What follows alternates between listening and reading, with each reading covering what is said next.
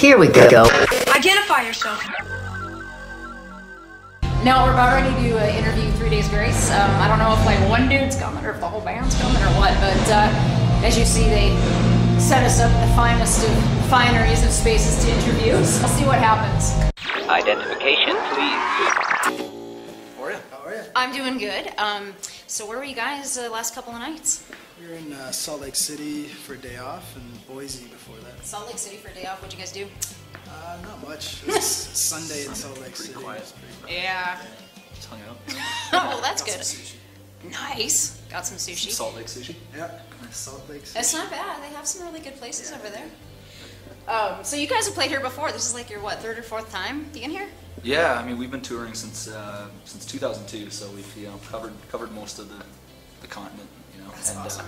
It's just I think one thing that hasn't changed in rock music is that if you keep coming back and you keep delivering a live show that's real and that compels people they'll keep coming back. And I think there's we realized early on there's no shortcuts, so we just keep pounding it out. That's awesome. Well, you guys, when we found out that you were coming here, I mean, people they were so happy, and they're like, "Did you see these guys?" And I missed you guys by like a month. I've been here for 4 years, and I just totally Hobby Rock. Scott Taylor and stuff. He was my morning show partner for a while, but totally missed you guys. So I've been really stoked to check it out. So I'm very excited.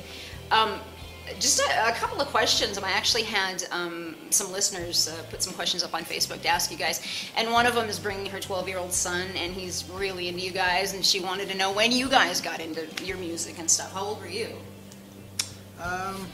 From a young age, I think just my parents just grew up listening to music a lot. Like they'd always have like dance parties and stuff like that. So I think like from I the think 70s? just it's like old school wood paneling and stuff. But yeah, I guess in early high school, we all kind of got into it, and started getting interested in playing, and kind of just always stuck with it from there. That's cool. So who was your biggest influence? Depending on who you ask in the band, I think we were all, I can speak for everybody saying, the Seattle movement was huge for us. It When was. it's like, Cool. and I think that was just a real moment, and it just like shut out all the glam rock bands, which was nice. Yeah, it shut them down, man.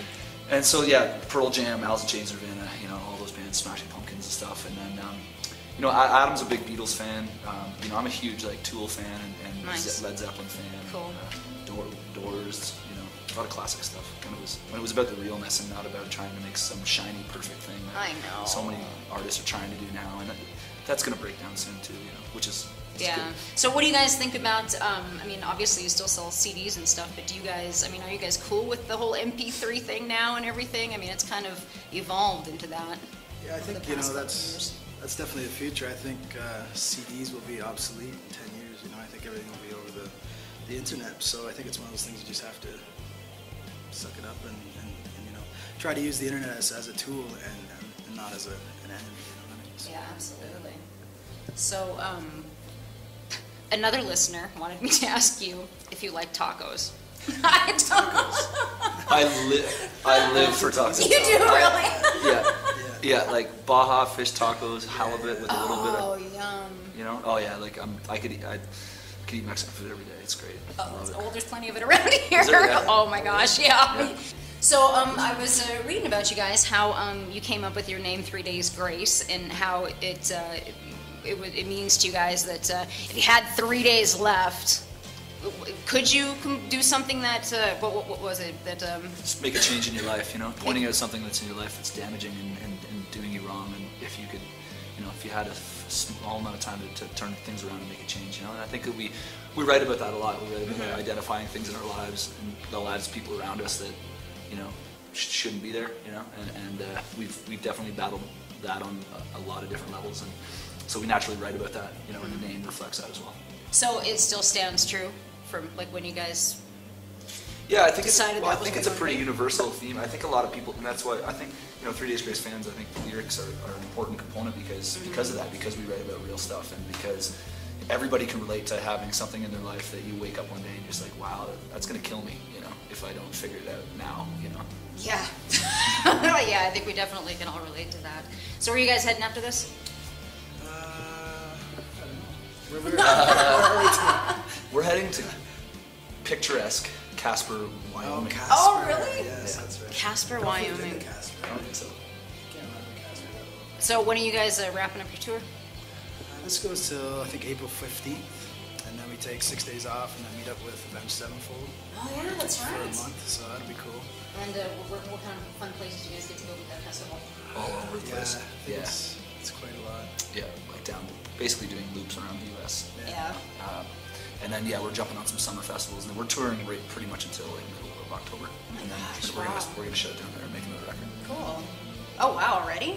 Yeah, we Well, I guess always it's kinda been 2 write- years, We write huh? on the road, you know. Oh, that's awesome. So when you guys ride a tour bus, or do you guys get to fly?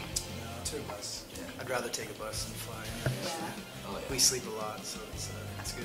Yeah, flying's kind of a pain in the ass It is big sometimes. time.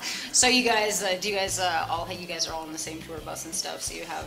No, we've got 3 actually. You do, really? Yeah. Well, with one's for the crew, and then we kind of split up with the rest. Oh, that's It's nice awesome. and comfortable. Lots of space. Oh, I bet. Yeah. Oh, that's really cool. So, good. what do you guys when you stop in a town? What do you guys like to do? I mean, what do you guys like to find for fun? Do you go to the bar and relax? We try to or- sample the local, like if there's a local brewery, try to just sample the beers. And, Wish I would have talked to you earlier. There's an awesome one here. There's only one. Yeah. And it's amazing. We do a lot of, I mean, Idaho we Brewing. try to stay healthy and stuff. Some of us work out and, just chill out. You probably have to because you can't. I mean, if you're, I guess being on stage, you get a lot of exercise and stuff too. But I mean, just being cramped up in the bus, traveling for hours on end, that's got to be Yeah, tough too. yeah, it's good. It took us a while to realize that you gotta kind of stay healthy on the road and get sleep. Get some sleep, eat right. Yeah, totally. Well, gee, I guess that's it. Cool. I don't want to keep you guys here forever. You guys got a job to do. So, Right on. thank you so much. Cheers. It's very nice to meet Thanks. you. Enjoy the show.